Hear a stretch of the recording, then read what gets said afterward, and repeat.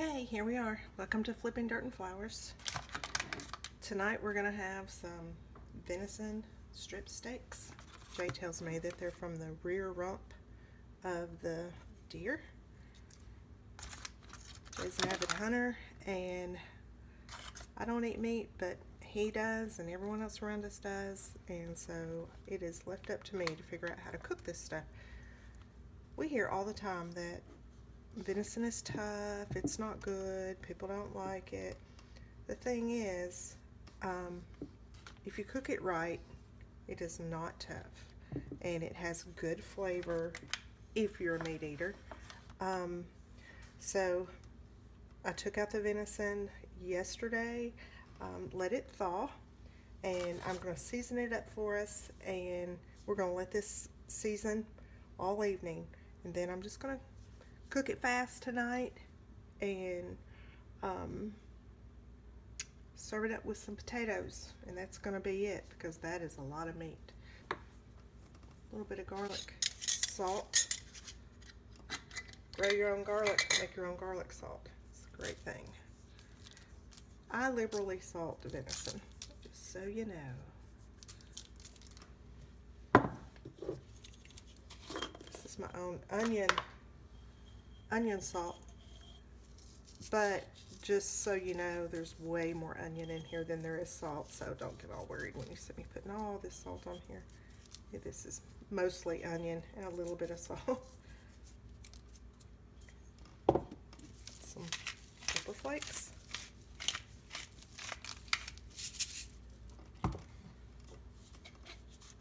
And some red pepper flakes.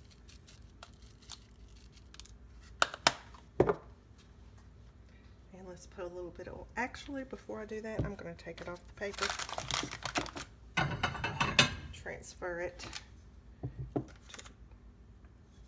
I actually should have done that beforehand, but either way.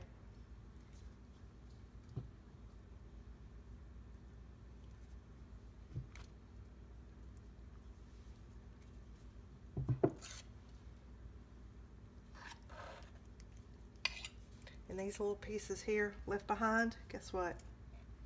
I'm going to cut those up into tiny pieces and add them to the chicken's food. They'll love it. It's good protein, and especially with the way the weather is right now, they're going to enjoy that.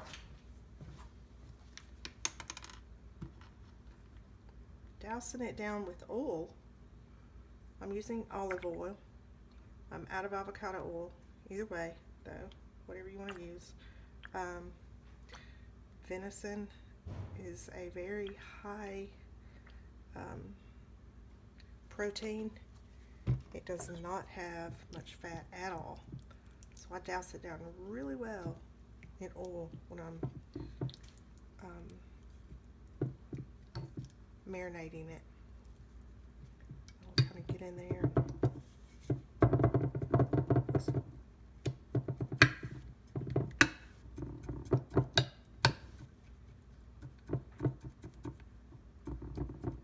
Why do I do this? Heck if I know. Mama always did it. And you know, if Mama did it, you got to do it. I would speculate that that just kind of lets the oil go down into the pores a little bit better. But yeah, y'all know, whatever Mama did or Grandma did, we got to get it done.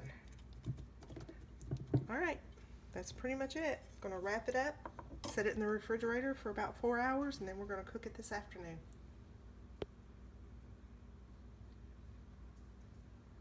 Okay, so hey, you know I told you that we would give the chickens the leftover scraps from the venison. Here it is.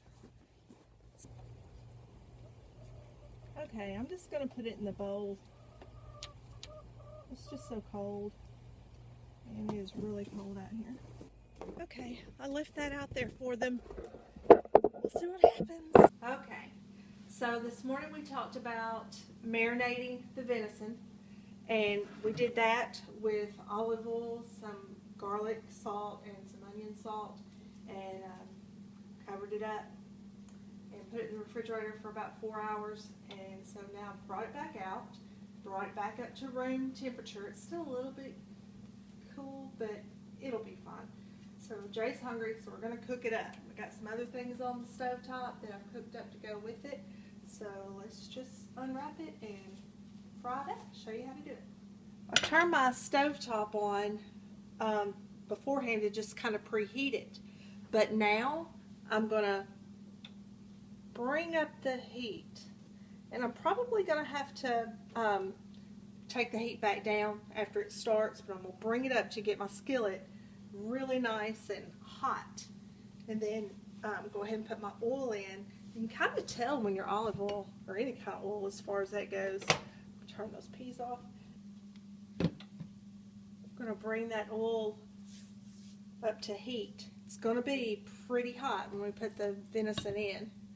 These are little strip steaks, and we cook it fast and hot.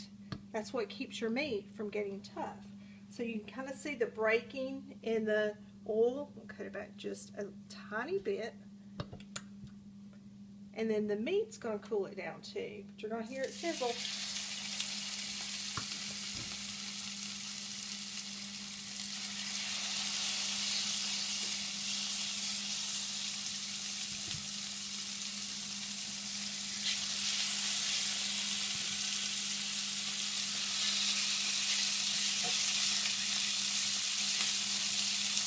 Kind of have to break it loose a little bit, but not all skillets you have to do that on. This one needs to be seasoned a little bit. We'll do a video on how to season a black skillet too. I know this looks like a lot of meat, but my man's a meat eater. He won't eat all of this. We have a son that will eat at least 2 of these in one sitting probably. So you watch your meat. It's going to start turning up the sides a little bit. Now Jay likes his very rare. If you like it a little more done, a little more medium to medium rare, it's just all in your liking. You just kind of have to play with your heat. Keep it sizzling. I typically will brown these for about 3 to 4 minutes on the first side, and I just kind of keep them moving so they don't stick. There again, that's just where my skillet needs to be a little more seasoned.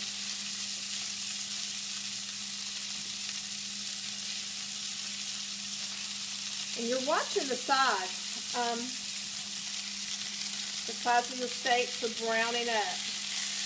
Just flip it over. See how you get a little bit of that caramelization around the edges of your meat? That's actually good. That fills in moisture and juices.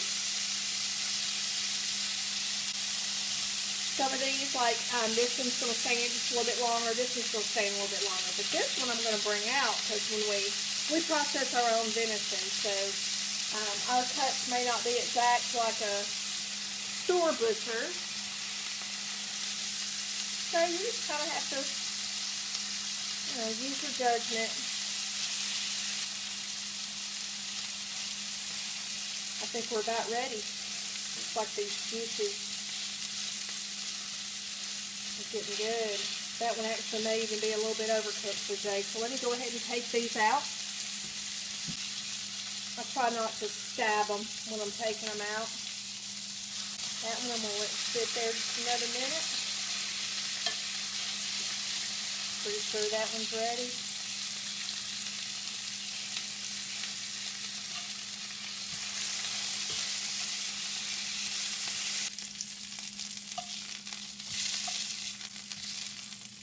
Four to 5 minutes is all they had in the skillet. So let's see what we have here for Jay.